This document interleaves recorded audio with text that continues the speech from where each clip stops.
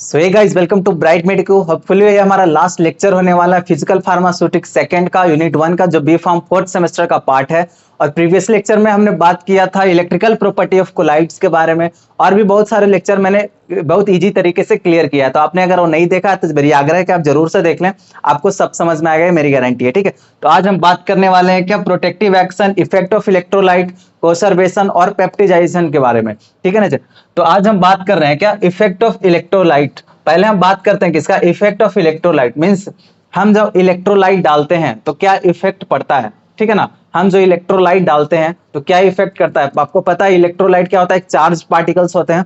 जैसे बात करें तो हम देखिए लायोफोबिक कोलाइड्स का इंटरेक्शन, देखो एक दो टर्म होता है हमारा, एक होता है लायोफोबिक, ठीक है, लायोफोबिक एंड लायोफिलिक, है ना।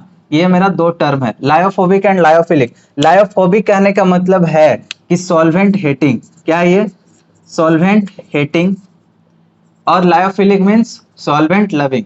मतलब हम सॉल्वेंट अगर इसमें डालेंगे, क्या सॉल्यूट पार्टिकल कुछ डालेंगे तो क्या होगा, पूरी तरह से घुल जाएगा, सॉल्वेंट में डिजोल्व हो जाएगा, तो इसको हम कहेंगे सॉल्वेंट लविंग।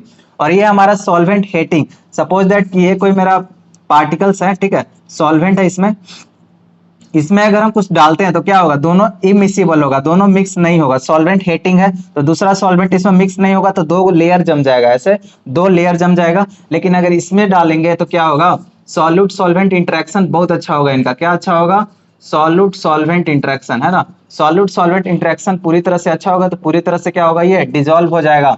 मतलब कि ये जो अगर हम इसमें कोई डिस्पर्स्ड फेज डालें, सपोज ये पार्टिकल्स डालें, ठीक है, तो इस पार्टिकल्स को थोड़ा जूम करके देख लेते हैं। तो ये पार्टिकल जो है, ये पार्टिकल के ऊपर क्या रहेगा, सॉल्वेंट का इस तरह से क्या होगा, एक लेयर बन जाएगा। सॉल्वेंट का क्या बन गया, यहाँ लेयर बन गया, सॉल्वेंट का लेयर बन गया।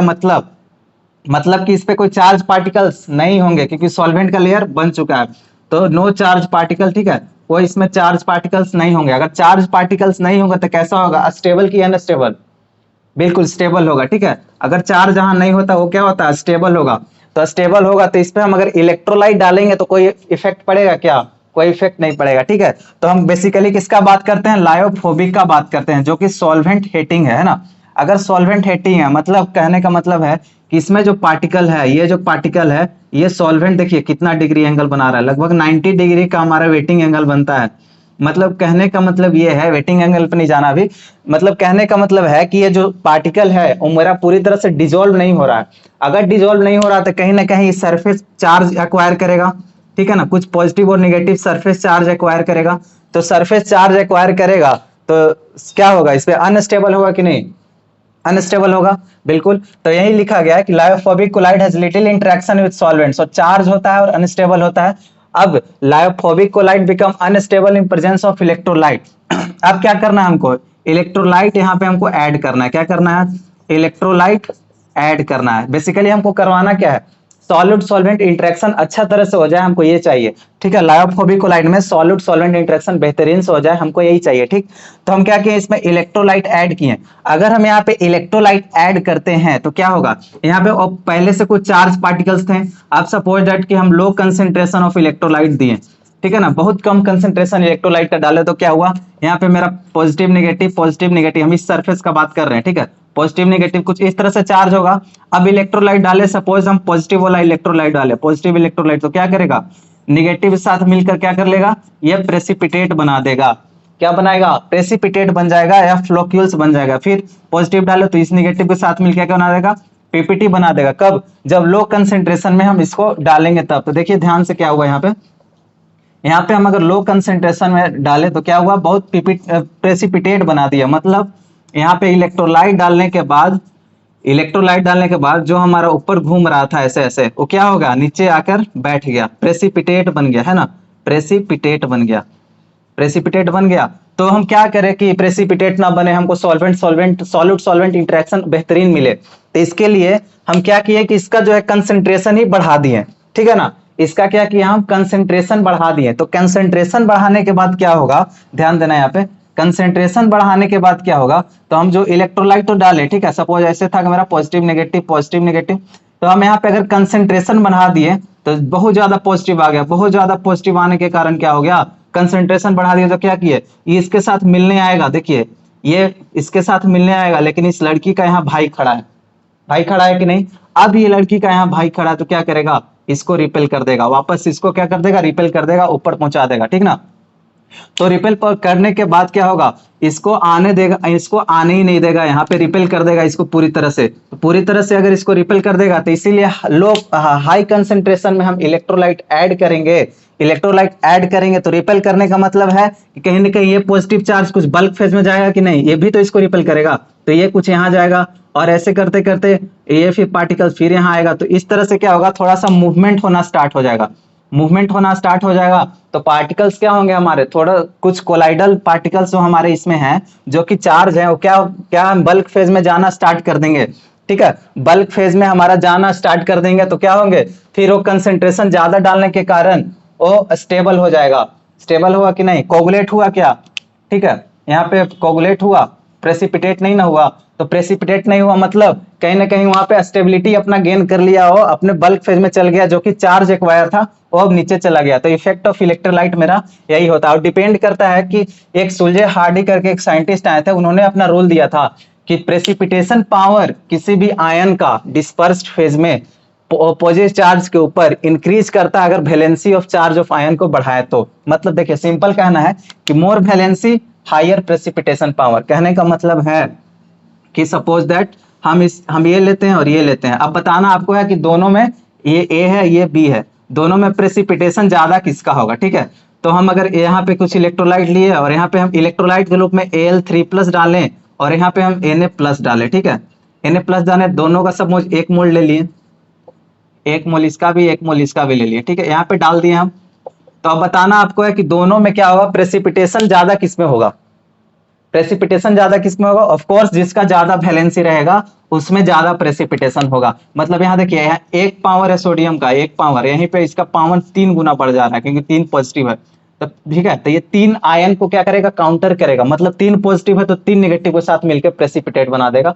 मतलब अकेला जो है एल्युमिनियम वो 3 आयन के साथ लड़ सकता है, और यहाँ पे सोडियम बस एक है तो एक के साथ लड़ सकता है। तो ज्यादा पावरफुल कौन हुआ, Al3+ पावरफुल हुआ कि नहीं। तो Al3+ पावरफुल हुआ तो वही सुल्जे हार्डी रूल कहता है कि प्रेसिपिटेशन पावर किसी भी आयन का डिस्पर्स फेज में अपोजिट चार्ज के ऊपर वैलेंसी बढ़ाने पे, चार्ज ऑफ आयन का वैलेंसी बढ़ाने पे प्रेसिपिटेशन पावर क्या करता है, वो बढ़ा देता है ना। बस यही चीज है हमारा इफेक्ट ऑफ इलेक्ट्रोलाइट। अब हम बात करने वाले हैं किसका, प्रोटेक्टिव एक्शन के बारे में। देखिए प्रोटेक्टिव एक्शन कुछ नहीं है, हमको क्या करना है कि प्रोटेक्ट करना है किसी भी कोलाइट का। तो हम जनरली किसको प्रोटेक्ट करते हैं, प्रोटेक्ट किसको करते हैं, तो हम लायोफोबिक कोलाइट को प्रोटेक्ट करते हैं। क्यों लायोफोबिक कोलाइट को प्रोटेक्ट करते हैं, क्योंकि लायोफोबिक क्लोराइड है जिसको प्रोटेक्शन की क्या है, जरूरत है। कैसे जरूरत है, आइए देखते हैं। देखिए सपोज कि हमारा कोई है एक लायोफोबिक कोलाइड है, ये है सपोज मेरा कोई लायोफोबिक कोलाइड, ठीक है। हम लायोफोबिक कोलाइड में क्या हुआ, हम कोई सॉलिड पार्टिकल ऐड किए, क्या ऐड किए, सॉलिड पार्टिकल ऐड किए, है ना। सॉलिड पार्टिकल ऐड किए तो क्या हुआ, कहीं ना कहीं ये फेज में गया मेरा सॉलिड पार्टिकल, और चूंकि ये कैसा है, लायोफोबिक है। लायोफोबिक मतलब कि सॉल्वेंट में सॉल्युबल नहीं होगा, सॉल्वेंट में सॉल्युबल नहीं होगा। सॉल्वेंट में सॉल्युबल नहीं होने के कारण कहीं ना कहीं ये कहाँ पे रहेगा, ऐसे इस तरह से कुछ रहेगा जो लेयर टाइप का बनाएगा कुछ, लायोफोबिक है। तो हम यहाँ पे प्रोटेक्टिव एक्शन पढ़ रहे हैं, क्या पढ़ रहे हैं हम, प्रोटेक्टिव एक्शन। तो अगर हम देखिए यहाँ पे क्या चार्ज अगर ऐसे रहेगा तो इस पार्टिकल को अगर निकाले तो ये पार्टिकल कैसा रहेगा, चार्ज रहेगा। मैंने आपको बताया था अभी कि पार्टिकल है, लायोफोबिक के पार्टिकल्स के पास क्या रहते हैं, कुछ चार्ज रहते हैं, हो सकता है पॉजिटिव रहे नेगेटिव रहे, लेकिन चार्ज रहते हैं, है ना। तो हमको क्या करना है, अब हमको फॉर्मुलेशन बनाना है, ठीक है। अब हमको फॉर्मुलेशन बनाना है, हमको सॉलिड सॉल्वेंट इंटरेक्शन कैसे भी चाहिए, दोनों को मिलाना है हमको। मतलब हमको कोलाइड्स को क्या करना है, अगर हम सपोज यहाँ पे कोई इलेक्ट्रोलाइट डालें, इलेक्ट्रोलाइट डाले तो क्या हुआ, इलेक्ट्रोलाइट डालने के बाद इस चार्ज से मिलकर प्रेसिपिटेट बन गया, है ना। इस चार्ज से मिलकर क्या बन गया, प्रेसिपिटेट बन गया, क्योंकि इलेक्ट्रोलाइट सपोज यहाँ पे मैंने निगेटिव वाला डाला था और यहाँ पे पॉजिटिव है, तो निगेटिव पॉजिटिव मिलकर प्रेसिपिटेट बनाया कि नहीं, प्रेसिपिटेट बना दिया।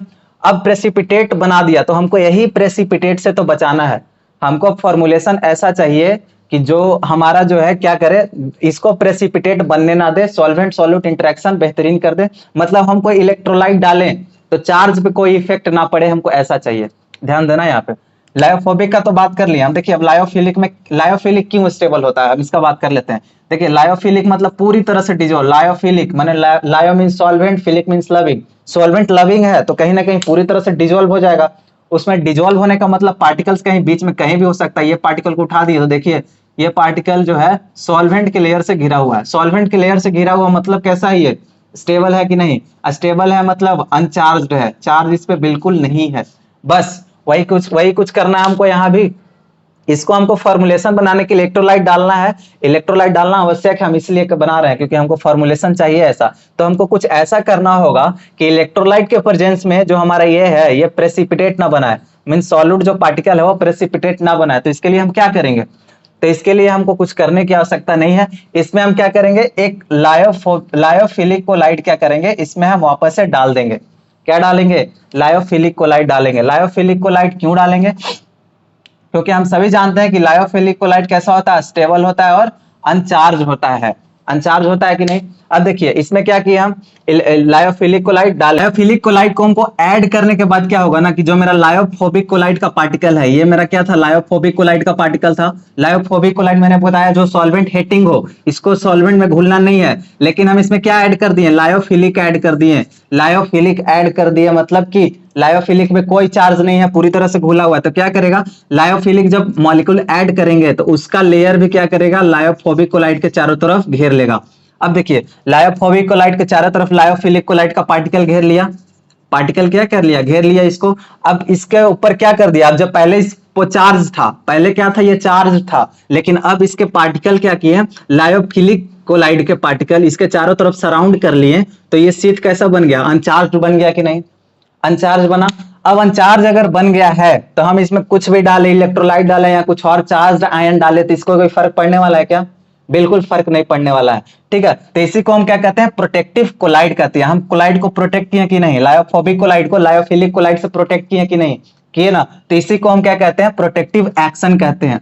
मतलब कितना अमाउंट ऑफ, यही है देखिए, अमाउंट ऑफ प्रोटेक्टिव, क्या amount of lyophilic colloid, lyophilic colloid, amount of lyophilic collide required to protect from precipitate। ठीक है, protect from precipitation, प्रेसिपिटेशन बोल दो या फ्लोकुलेशन बोल दो। तो कितना लायोफिलिक कोलाइड चाहिए, required to protect from precipitation या प्रोटेक्शन, लायोफोबिक कोलाइड में हम कितना लायोफिलिक कोलाइड ऐड करें कि क्या वो हमारा प्रेसिपिटेट ना बने और हमारा स्टेबल रहे। और स्टेबल रहेगा तो हम कोई भी चार्ज ऑन करेंगे तो हमारा फॉर्मुलेशन क्या करेगा, आसानी से बन जाएगा। ठीक है, तो यहीं पे एक टर्म आता है आपका gold number, gold number term आता है। गोल्ड नंबर देखिए यहाँ पे, the number of milligram of lyophilic colloid, हो सकता है आपको ना दिख रहा हो, मैं बोल दे रहा हूं, the number of milligram of lyophilic colloid that will just prevent the precipitation of 10 ml of gold solution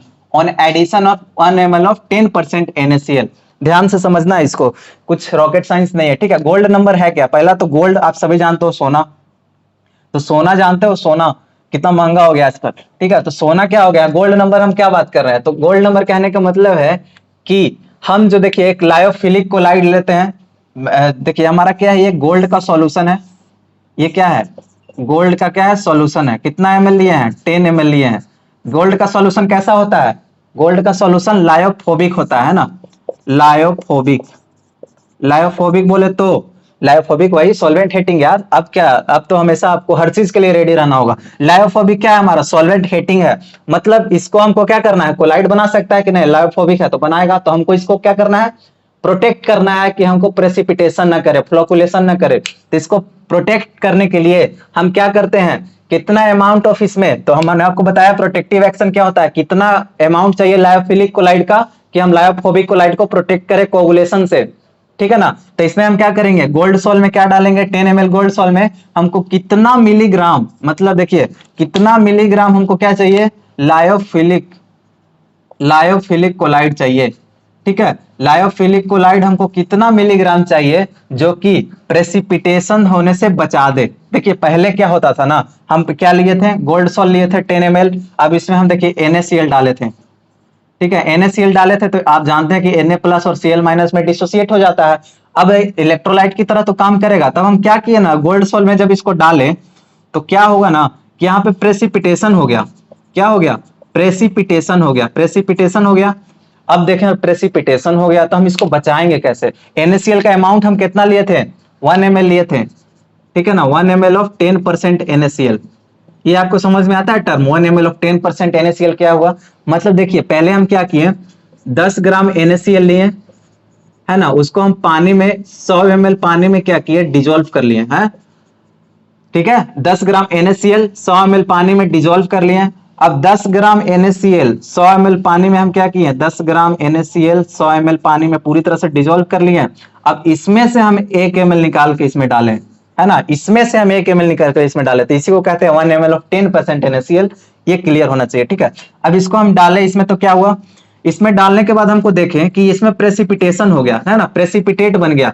जब प्रेसिपिटेट बन गया तो हमको क्या करना है? इसको प्रोटेक्ट करना है।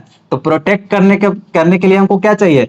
कितना अमाउंट हम इसमें लायोफिलिक कोलाइड अब डालेंगे, है ना। अब इसमें लायोफिलिक कोलाइड स्टार्टिंग में डालेंगे NaCl से पहले। हम NaCl डाल के देखो तो क्या हुआ? प्रेसिपिटेट बन गया। तो यही बता रहा है कि हम कितना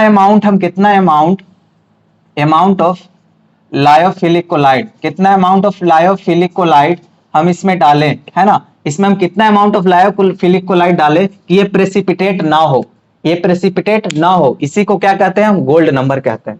क्लियर है?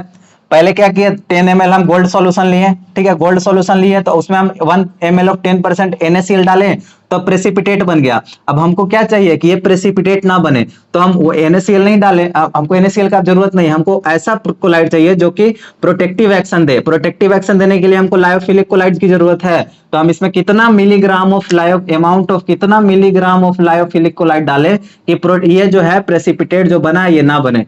कितना अमाउंट ऑफ मिलीग्राम डाले कि प्रेसिपिटेट ना बने, इसी को हम क्या कहते हैं? गोल्ड नंबर कहते हैं, ठीक है। क्लियर है? ऑफ कोर्स क्लियर होना चाहिए, ठीक है। अगर कहीं भी डाउट हो तो कमेंट में तुरंत करें, मैं उसे आंसर करूंगा। अब आता है हमारा एक टर्म कोसर्वेशन।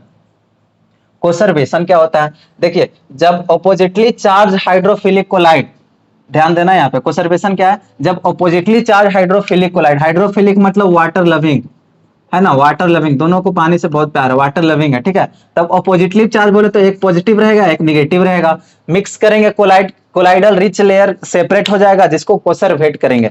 जब हम दो चार्ज अपोजिटली चार्ज, देखिए कोसर्वेशन का मतलब होता है ना जनरली, जब तीन लोग हैं, हमारे पास 3 लोग हैं, 2 लोग को मिक्स कर देंगे तो एक अपने आप अलग हो जाएगा, तो इसी को कोसर्वेशन कहते हैं। आपके फ्रेंड्स में अगर 3 लोग हैं तो कभी होता है ना 2 लोग की बॉन्डिंग बहुत अच्छी होती है तो 2 लोग मिल जाते हैं, तीसरा अपने आप बाय बाय हो जाता है। बस वही चीज यहाँ पे भी है। जब oppositely charge hydrophilic colloid mix करते हैं तो कोलाइडल रिच लेयर सेपरेट हो जाता है, जिसको क्या कहते हैं? कोसर्वेट कहते हैं, है ना, कोसर्वेट कहते हैं। देखिए ध्यान से, जिलेटिन है यहाँ पे, ये क्या है? जिलेटिन है। जिलेटिन कैसा चार्ज होता है? पॉजिटिव चार्ज होता है ना, पॉजिटिव चार्ज होता है। और इसमें अकेसिया, अकेसिया कैसा है? नेगेटिव चार्ज है, ठीक। Gelatin positive charge, acacia negative charge. अब दोनों ऑपोजिट चार्ज है, देखिए मिल रहा है। When oppositely charge hydrophilic colloid, दोनों कैसा? हाइड्रोफिलिक है, दोनों को पानी में डालेंगे तो डिसॉल्व कर जाएगा, हाइड्रोफिलिक है, ठीक है। तो जो ऑपोजिटली चार्ज पार्टिकल्स को क्या करें? हम मिक्स करेंगे तो क्या बनेगा? कोलाइडल रिच लेयर बनेगा। तो यहाँ पे देखिए अलग अलग लेयर बनेगा, ठीक है, अलग अलग लेयर बनेगा, जहां पे अगर आप देख सकते होगे तो 2 लेयर बन जाएगा। इसमें क्या होगा? 2 लेयर बन जाएगा। तो एक लेयर ये ऊपर वाला जिसका विस्कोसिटी कम रहेगा, अब एक नीचे वाला लेयर बनेगा जिसका विस्कोसिटी ज्यादा रहेगा, है ना। अगर विस्कोसिटी ज्यादा है इसका मतलब क्या है? कोलाइडल ज्यादा है इसमें विस्कोसिटी। अब जान रहे विस्कोस ज्यादा विस्कस है, मतलब कोलाइडल का पार्टिकल्स इसमें बहुत ज्यादा है, सॉल्यूट का पार्टिकल्स बहुत ज्यादा है। तो कोलाइडल रिच लेयर हुआ कि नहीं? कोलाइडल रिच लेयर हुआ कि नहीं? अब कोलाइडल रिच लेयर हुआ, अब ये कोलाइडल पुअर लेयर बोल दो आप इसको, ठीक है। तो कोलाइडल पुअर लेयर क्या हुआ? अलग हो गया। तो वही चीज कह रहा है कोसर्वेशन, ऑपोजिटली चार्ज हाइड्रोफिलिक कोलाइड को मिक्स करते हैं तो कोलाइडल रिच लेयर सेपरेट हो जाता है। देखिए कोलाइडल रिच लेयर सेपरेट हो गया, क्लियर बन गया इसका। और कम विस्कोसिटी वाला ऊपर चले गया, मतलब उसमें पुअर कोलाइड है, मतलब बहुत कम कोलाइड है, सॉल्यूट बहुत कम है कोलाइड्स का, ठीक है। तो यही कोसर्वेशन होता है। अब एक टर्म और आता है मेरे पास, कौन सा टर्म है वो टर्म है पेप्टाइजेशन, है ना। पेप्टाइजेशन कुछ नहीं है, पेप्टाइजेशन आप देखते हो कभी कभी फ्लॉक्स जम जाता है, मतलब एग्रीगेशन हो जाए, फ्लोक्यूल्स जम जाए, है ना, एक जगह। अगर ऐसे ऐसे एग्रीगेशन हो गया है, एग्रीगेशन बोले तो मैंने आपको बात किया था कि क्या होता है जब अपोजिटली चार्ज होता है तो सेडिमेंटेशन हो जाता है या फिर नीचे बैठ जाता है, ठीक है। मैंने आपको बताया था कि ऐसे 2 अपोजिट चार्ज मिल रहे थे तो क्या हो रहा था? नीचे दोनों का फ्लोकुलेशन हो जा रहा था, इस तरह से सेडिमेंटेशन, दोनों बैठ जा रहे थे जमीन पे।